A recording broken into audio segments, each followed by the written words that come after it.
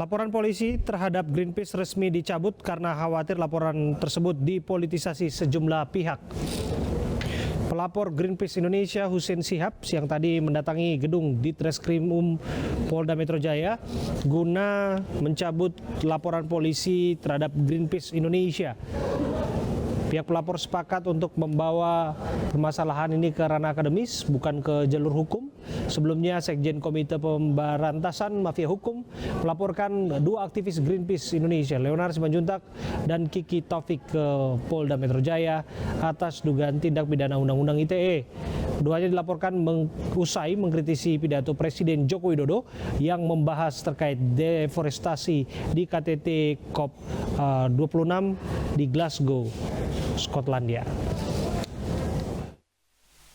Dengan pencabutan laporan polisi ini tidak berarti permasalahan itu beliau anggap selesai. Silakan nanti dibahas, dikaji, didiskusikan melalui mimbar-mimbar akademis. Laporan di ranah hukum telah dicabut, namun pihak terlapor tetap akan memperdebatkan kritikan Greenpeace terhadap pidato Presiden Jokowi ke ranah akademis. Dan kita akan bahas hal ini bersama dengan Sekjen Komite Pemberantasan Mafia Hukum yang juga sebagai pelapor, Husein Shihab, dan juga sudah hadir juru kampanye hutan Greenpeace Indonesia, Asep Komarudin. Assalamualaikum, selamat petang Mas Husein, Kang Asep.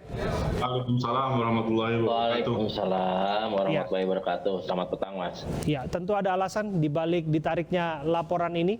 Apakah karena baru menyadari bahwa semua masalah bisa diobrolin baik-baik, Mas Husein? Ya, sebelumnya saya akan menyampaikan pesan, menyatakan perang ke Greenpeace melalui semua upaya hukum, biar tidak ada lagi LSM menyalahgunakan kebebasan berpendapat dengan dalih menyebarkan berita bohong. Karena kritik itu dijamin sama undang-undang. Kita setuju, kita sepakat. Tapi hoax itu tindak pidana. Maka jika laporan polisi hari ini kita cabut, bukan berarti mereka lepas dari tanggung jawab. Kita akan ajukan gugatan perdata. Okay. Saya berharap dari Greenpeace soal ini, soal berita yang diakomodir dari beberapa media, saya melihat Greenpeace tidak punya etikat baik, Valim. Saya berharap Greenpeace mau membuka data. Okay. Mohon izin, kalau boleh saya mau tanya sama Kang Asep. Pertanyaan saya, Anda bilang, pihak Greenpeace bilang bahwa deforestasi itu meningkat. Datanya dari mana? Oke, sebelum kita ke datanya dari mana, tadi akan melakukan gugatan perdata. Maksudnya ini apa, Mas Husein? Nanti saya akan sambungkan pertanyaan itu, Kang Asep. Iya, upaya perdata ya kita melakukan untuk menguji datanya soal deforestasi untuk membayar, dan ini ada nilai gitu loh. Ya, yang menurut Anda dirugikan siapa dalam hal ini sehingga gugatannya harus masuk ke perdata? Ya, yang dirugikan masyarakat Indonesia termasuk saya. Ini kan adanya berita bohong. Oke. Anda merasa dirugikan di bagian mana, Mas Husein? Ya, kita dirugikan mengenai informasi bohong itu. Informasi bohong itu kan delik umum yang perlu kita jelaskan. Okay. Maksudnya kita selidiki. Nah, kenapa kita minta kita di polisi kita laporan dicabut karena khawatir itu akan dipolitisir dan Greenpeace mengaku ya ini dianggap dia dikriminalisasi, nggak apa-apa. Tapi kita akan upaya hukum apapun itu supaya data ini bisa dijelaskan gitu. Jangan sampai masalah deforestasi ini kan bukan cuma sekedar masalah tebang pohon, tapi banyak aspek di dalam hutan itu yang harus diperjuangkan. Banyak masyarakat miskin yang harus diperjuangkan. Ketika ini kan saya khawatir Greenpeace ini cuma kampanye deforestasi, gimana menekan zero deforestasi. Tujuannya pesan-pesan diduga ini pesan-pesan dari asing gitu. Kita orang-orang yang di masyarakat Baik, Mas Husein. pribumi yang ada di pegunungan atau perhutanan. Halo. Ini Ya. sebelum jauh sekali nanti persepsi Anda akan Anda jelaskan, kita coba dengarkan persepsi ataupun pandangan dari Greenpeace sendiri. Setelah laporannya dicabut, disebutkan akan ada gugatan perdata. Anda merasa bahwa betul mengaburkan suatu informasi, artinya menyebarluaskan informasi bohong, hoax? Ya, seperti yang kami sampaikan sebelumnya di beberapa kemudian pernyataan sikap dan kemudian respon-respon kami dari Greenpeace terkait dengan data dan juga terkait dengan apa yang kami publikasikan, kami sangat serius kemudian menyampaikan informasi-informasi kepada publik terkait dengan apa yang informasi ataupun data yang kita miliki. Artinya tuduhan terkait dengan berupaya untuk menyebarkan berita bohong dan juga ujaran kebencian terkait dengan SARA yang kemarin dilaporkan itu sama sekali sebenarnya tidak masuk dalam ranah pemikiran kami sekalipun untuk menyebarkan sebuah kebencian dan berita bohong. Nah, balik ke terkait dengan apa yang kemudian kami sampaikan, yang kami sampaikan adalah kemudian merespon pernyataan Presiden Jokowi pada pidatonya di COP26 kemarin di Glasgow yang terkait dengan menyatakan laju deforestasi panjang 20 tahun belakangan.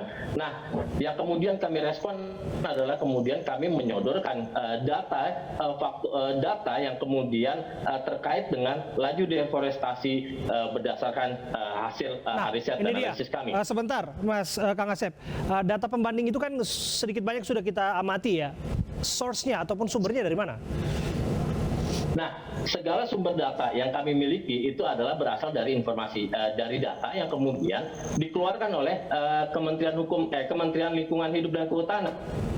Kementerian Lingkungan Hidup dan Kehutanan itu punya namanya laporan yang disebut sebagai The State of Indonesian Forest.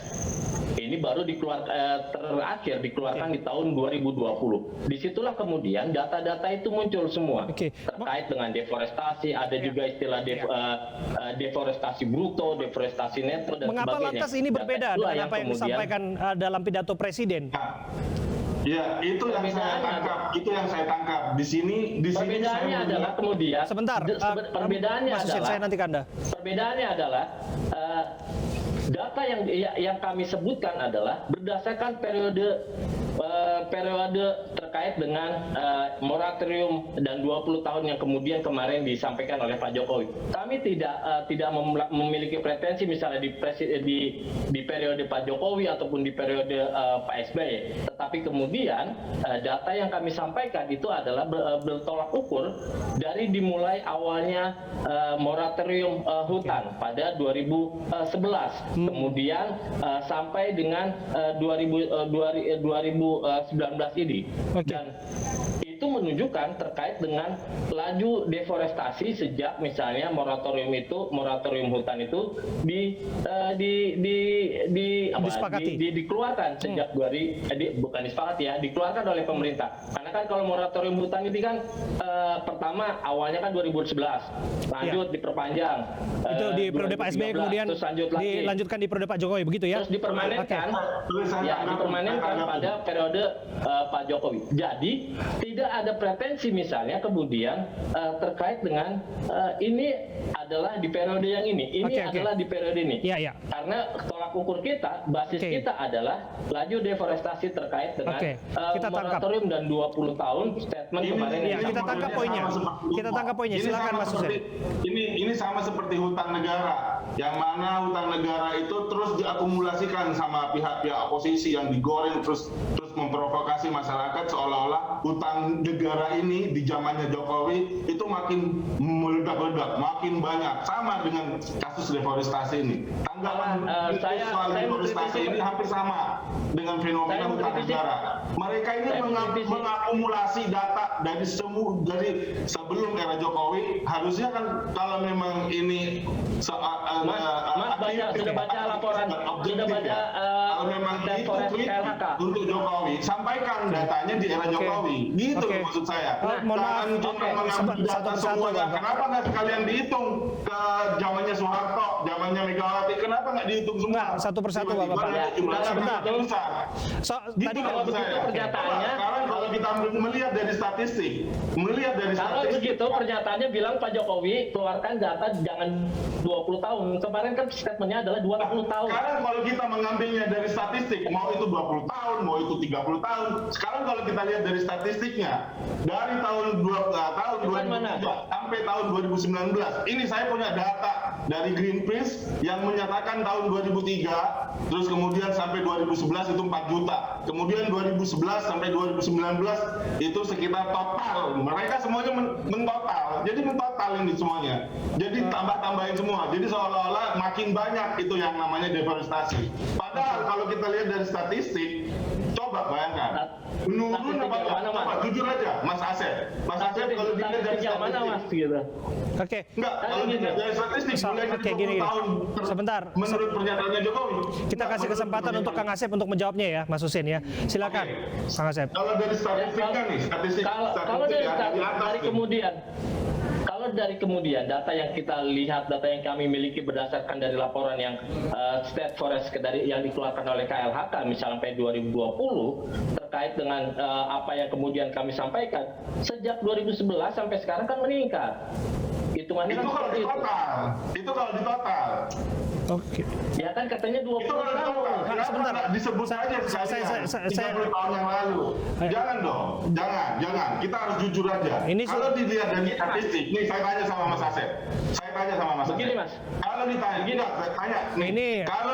Ini namanya narasumber berusaha untuk menguasai layar dan host disisihkan dari layar kaca ini. Sebentar, saya nggak mau justru saya orang yang nggak dianggap dalam diskusi ini. Tapi begini, saya mau bilang, bukankah sebetulnya penanganan hutan itu berkesinambungan, berkelanjutan dari rezim ke rezim?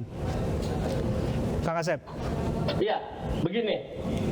Berkaitan dengan tata kelola kehutanan, pasti kemudian kita ngomongin akan berkelanjutan. Artinya tidak ada lempar-lemparan antara periode yang pertama, periode yang selanjutnya. Karena begini, ketika misalnya periode saat ini misalnya menemukan ada kemudian kebijakan atau pelepasan kawasan hutan yang salah yang dilakukan oleh periode sebelumnya, maka kemudian periode yang saat ini memiliki kewenangan untuk corrective action, untuk melakukan koreksi terhadap yang sebelumnya, kayak misalnya mencabut dan sebagainya. Itu di satu sisi. Nah, terkait dengan data sebenarnya kami misalnya ketika kami menyampaikan data kemarin kemudian mendapatkan respon dari KLHK bahwasanya KLHK akan mengajak berdebat dengan kami, justru kami sangat menerima dengan terbuka debat tersebut. Karena apa? Karena kemudian kita menginginkan endingnya adalah pertama perlindungan terkait dengan hutan Indonesia. Itu yang pertama. Yang kedua juga terkait dengan perlindungan hutan.